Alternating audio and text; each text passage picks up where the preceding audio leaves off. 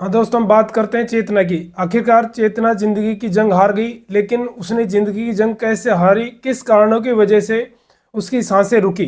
जो लगातार 10 दिन 11 दिन से बोरवेल में फंसी हुई थी, आखिरकार उस बच्ची ने कैसे दम तोड़ा।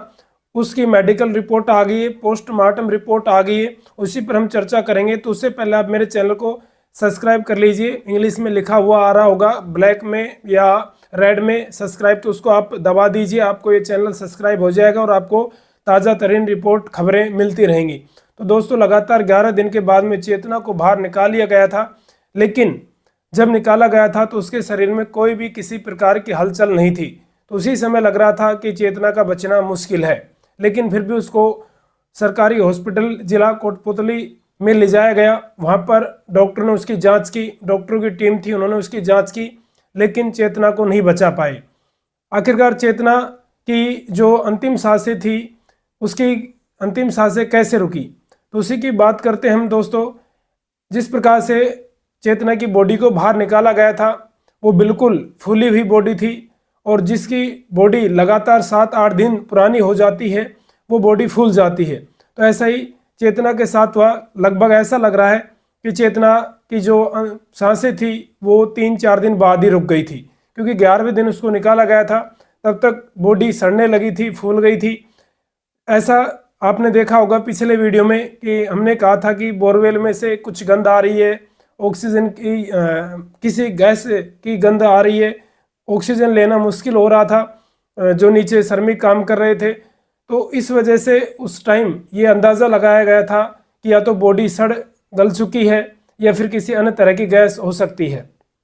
लेकिन जांच में पाया गया कि यह किसी तरह की कोई गैस नहीं थी, ये चेतना की बॉडी थी जो लगातार काफ़ी दिनों से उसमें बोरवेल में फंसी हुई थी। उस बच्ची की सांसें 3 दिन बाद ही रुक गई थी, क्योंकि बच्ची को दूसरे दिन तक तो उसकी हलचल कैमरे में कैद थी, लेकिन तीसरे चौथे दिन बाद बच्चे की कैमरे में कोई भी मूवमेंट या हलचल नज़र नहीं आई।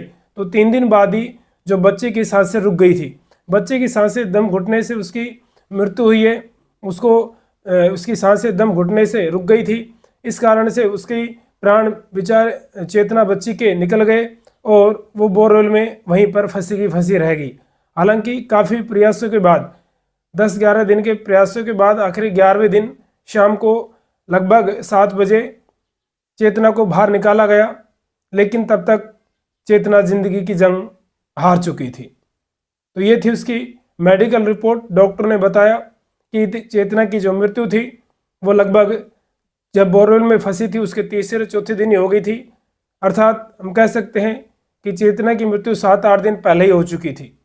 इसी वजह से जब कोई बॉडी इतनी पुरानी हो जाती है, जो मृत प्राय होती है, उसमें से फिर कई तरह की बदबू आने लगती है, वो सड़ गल जाती है, फूल जाती है। आपने देखा होगा वीडियो में कि जब उसकी बॉडी निकाली गई थी तो लग नहीं रहा था कि ये किसी 3 साल की बच्ची की बॉडी है। वो ऐसा लग रहा था कोई बहुत बड़ी बच्ची है, बहुत बड़ी बॉडी थी, क्योंकि वो फूल गई थी थोड़ी सी। इस कारण से बच्ची अपनी ज़िंदगी की जंग हार गई। तो हमें जो भी मेरे वीडियो देख रहे हैं उन सबको ये सबक लेना चाहिए कि हमारे आसपास किसी भी तरह का कोई खुला बोरवेल है तो सरकार ने हेल्पलाइन नंबर जारी किए हैं। मेरे स्क्रीन पर भी वो हेल्पलाइन नंबर चल रहे हैं, आप उस पर कॉल करें। प्रशासन अपने आप आएगा, उन खुले बोरवेल को बंद कराएगा। अपने आसपास नज़र रखें, ऐसे खुले बोरवेल हैं उनको बंद कराएं और एक जागरूक नागरिक होने का फ़र्ज निभाएं।